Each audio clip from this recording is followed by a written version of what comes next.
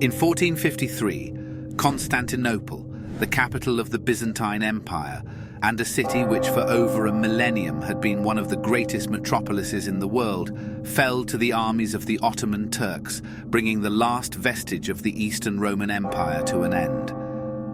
The capture of the city, now known as Istanbul for the Muslim cause, sent shockwaves through Western Christendom, a seismic display of the threat which an ascendant Islamic power now posed to Europe.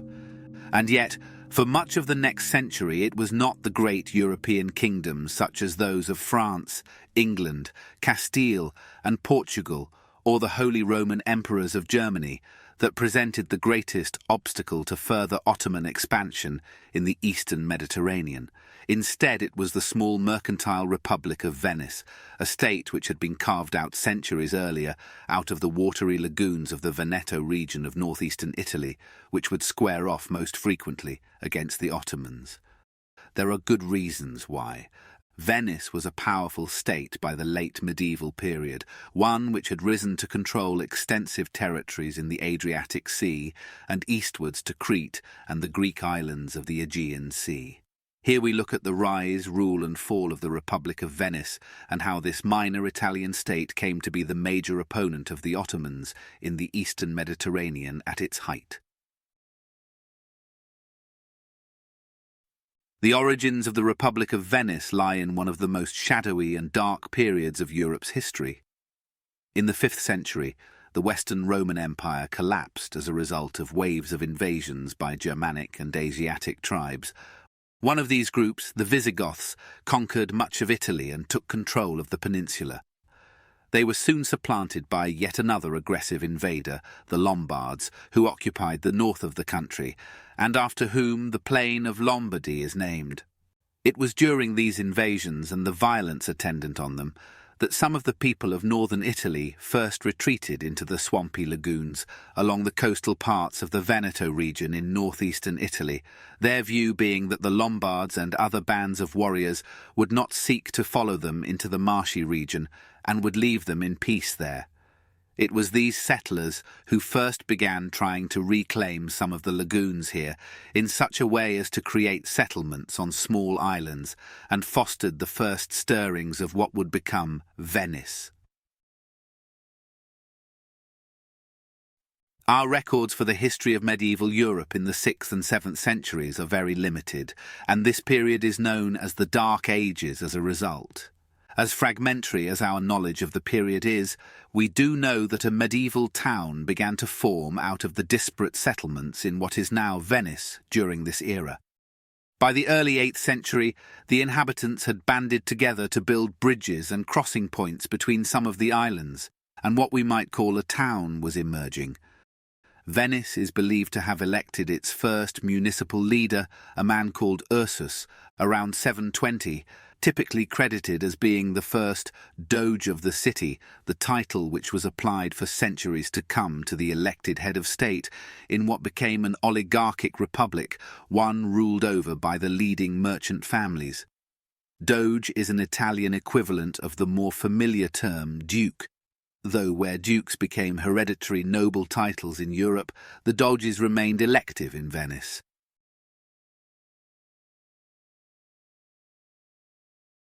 By the 9th century, Europe was beginning to enter a period of some revitalization after centuries of decline and stagnation that followed after the fall of the Roman Empire. Some of this was driven by the Carolingian Renaissance of the Frankish state of Charlemagne.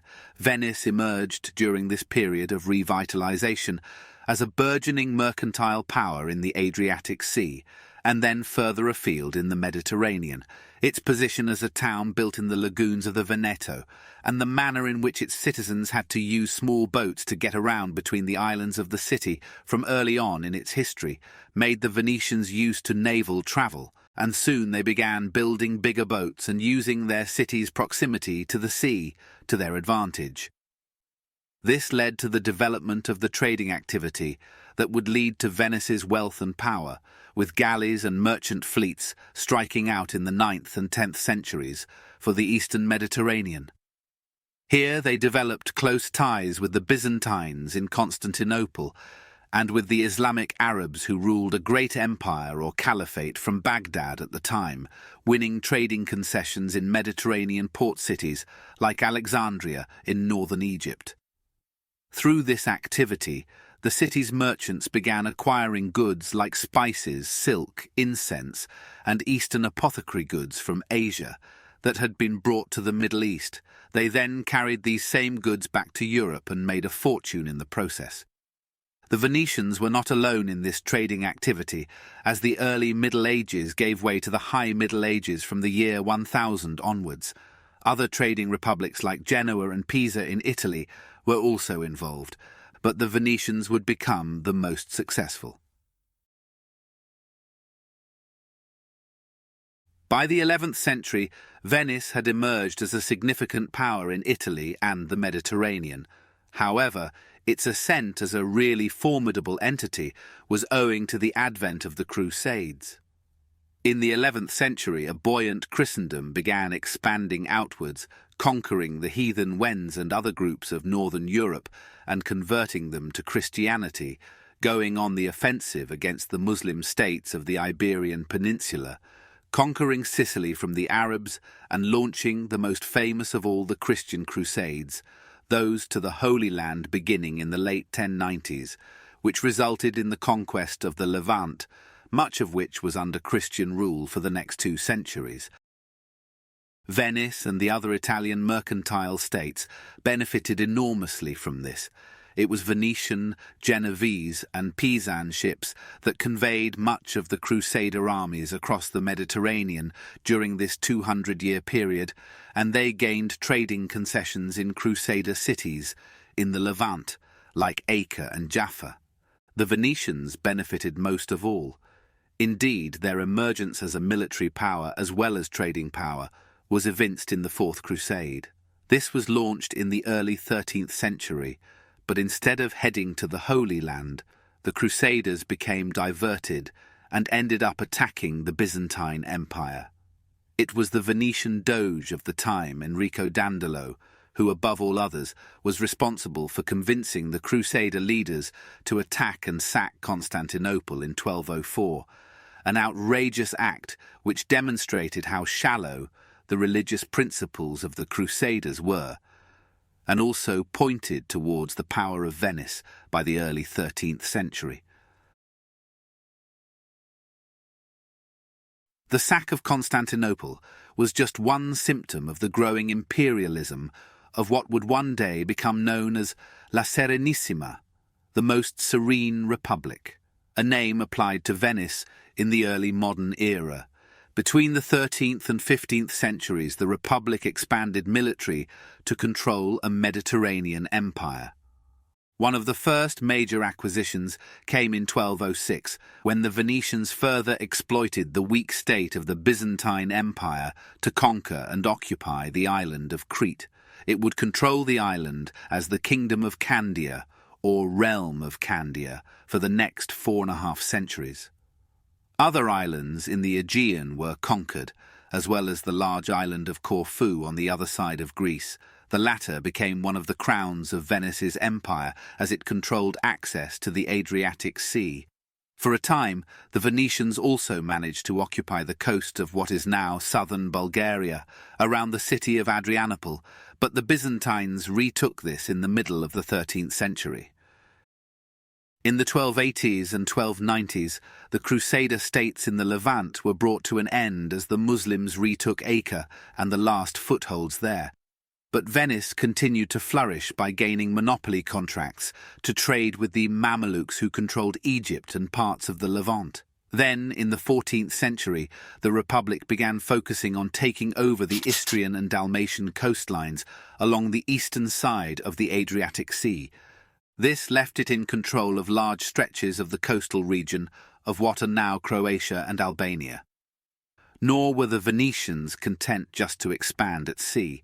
In the War of Padua between 1404 and 1405, Venice won a major victory over some of its neighbours in northern Italy, and expanded out of the lagoons to become a considerable power in the wider Veneto region.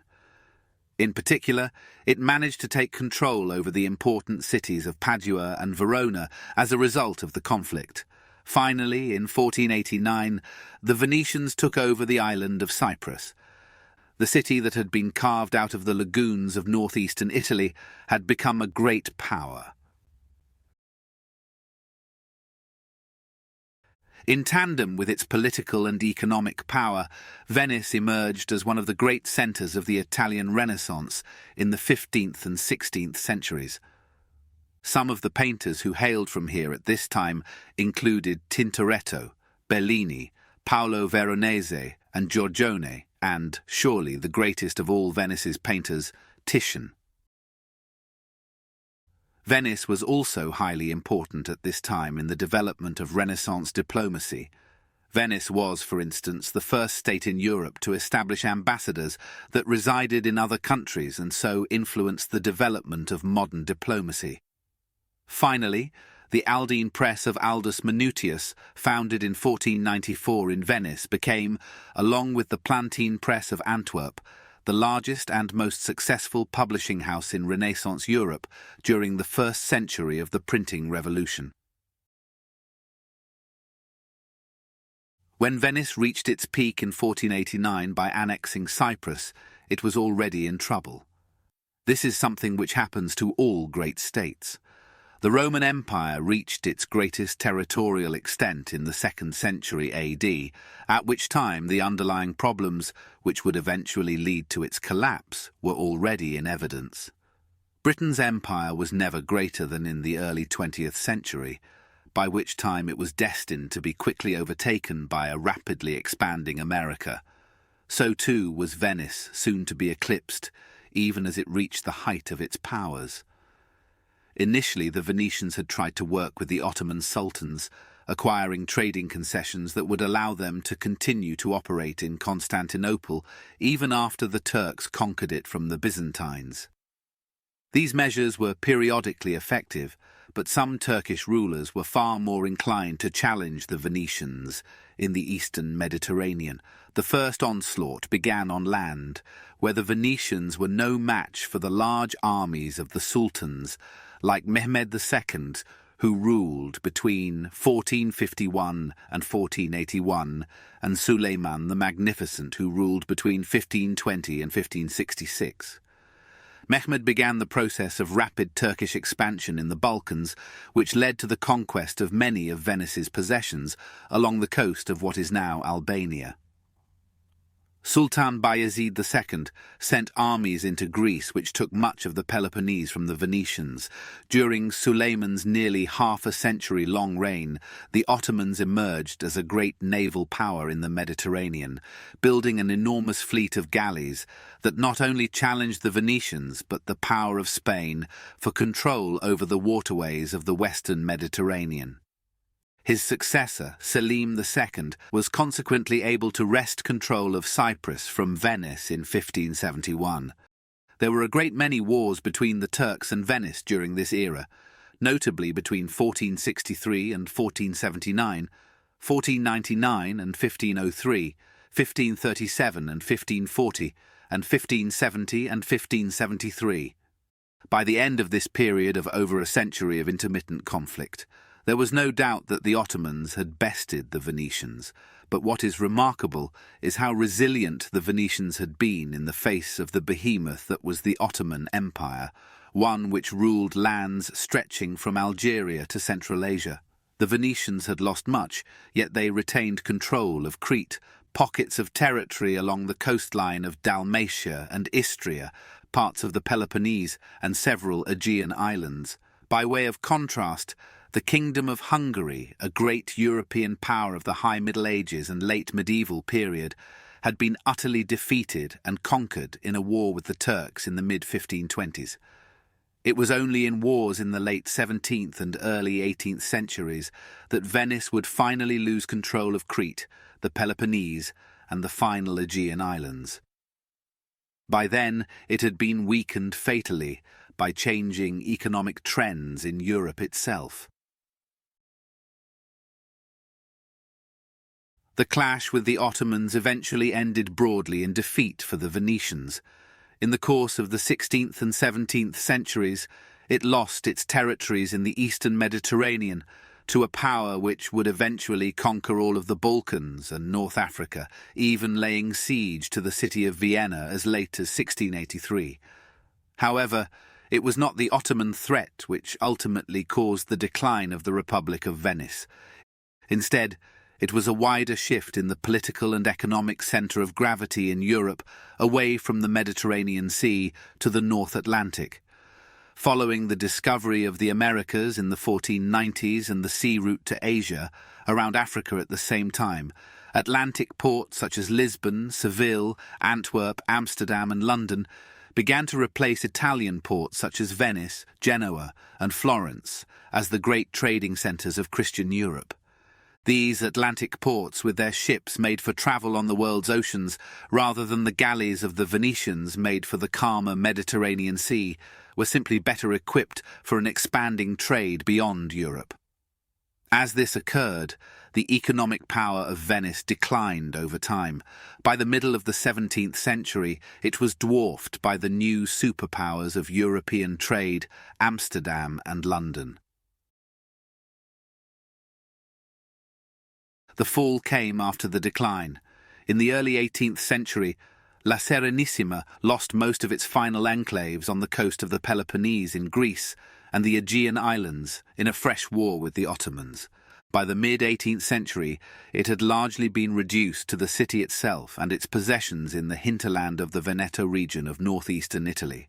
Like numerous other Italian states, its death knell came as a result of the French Revolutionary Wars of the 1790s. In these, the French and the Austrians fought extensively for control of northern and central Italy. Several of the smaller Italian states, of which the Republic of Venice was just one, were swallowed up during this conflict, and were then absorbed into the Cisalpine and Transalpine states, which the French established here in the late 1790s as sister republics to the new French Republic.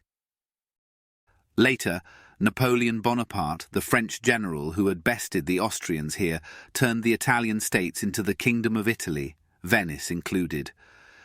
When he, in turn, was defeated, the Austrians took over Venice and Milan as their reward for the defeat of France in the mid-1810s. From there, Venice was eventually conquered in the 1860s and absorbed into the new Kingdom of Italy at the time of the Italian reunification. Venice remains one of the greatest tourist draws in Europe, as people flock to see the spectacular city which the lagoon dwellers built here in medieval times, and which still stands as a testament to the Republic's grandeur in times gone by.